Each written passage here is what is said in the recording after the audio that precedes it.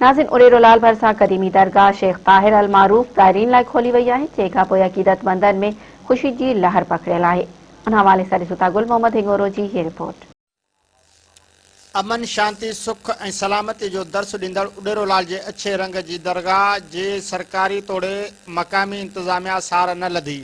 दरगाह जे साॼे पासे मस्जिद आहे, जॾहिं त दरगाह जे खाॿे पासे मंदिर आहे ऐं ॿिन्ही विच में उडेरोलाल जी आख़िरी आरामगाह आहे। उहा दरगाह मज़हबी रवादारी जे बेहद सुहिणो मिसाल आहे। दरगाह अंदरि दाख़िल थियण सां मज़हबी फ़र्क़, ऊच नीच, कारे अछे जी का बि ख़बर नथी पवे। उहो ई हिन बुज़ुर्ग उडेरोलाल जो पैगाम आहे। दरगाह ते आयल पांधेड़ा महिरान टीवीअ सां पंहिंजा वीचार कहिड़ी रीति था वंडनि, अचो त खान मालूम।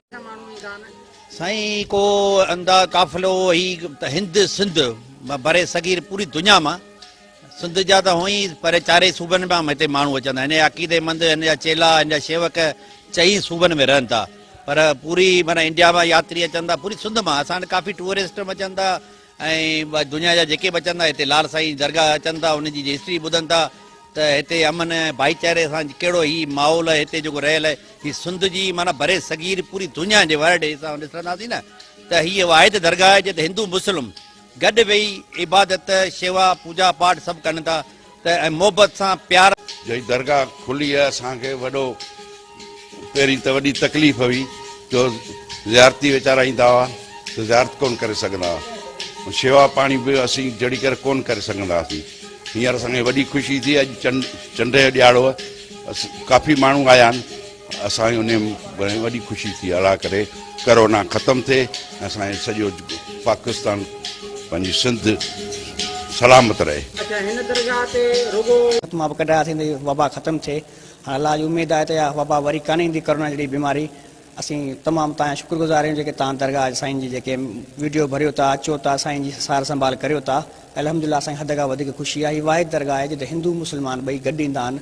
700 साल खां ई सॼो बेड़ो हलंदो अचे। अॼु ॾींहं ताणी मेन गेट साईं जो खुलंदो आहे, फजर जो वरी इशा जो बंदि थी वेंदो आहे। अॼु साईं जो चंड आहे जेको थींदो आहे, साल में 12 चंड थींदा आहिनि, 2 मेला थींदा आहिनि साईं जा। इन में मुख़्तलिफ़ ज़िलनि खां माण्हू ईंदा आहिनि, हिंदू मुस्लमान ॿई गॾु अची पंहिंजी अक़ीदतमंद पूजा कंदा आहिनि। के क़ुरान शरीफ़ कयासीं होॾां, हुनखां पोइ अॻु में बंदि हुई, कोन पियासीं ऐं किरोना के सरगर्दी साल त थी वियो हिन ॻाल्हि जो थियो आहे। हाणे असांजी ख़ुशी तमामु घणी आहे। असांखे राति बि निंड कोन आहे, अॼु ॾियारो थींदो साईं जो ऐं असीं ईअं ड्यूटी कंदासीं साईं जे दर ते। मंदिर में वॼंदड़ नगारे ऐं मस्जिद मां बुलंद थींदड़ अज़ान विच में को बि टकराव पैदा नथो थिए। हिंदू मज़हब सां वास्तो रखंदड़ माण्हू हिन बुज़ुर्ग खे झूलेलाल चवनि था, जॾहिं त मुस्लमान वरी खेसि शेख मोहम्मद ताहिर रहमतुल्लाह अलैह करे कोठिन था। ॿिन्हिनि खे साणनि हिकु जेतिरी अक़ीदत आहे। कैमरामैन सिजाद अली सां गॾु गुल मोहम्मद हिंगोरो, महिरान टीवी, उडेरोलाल।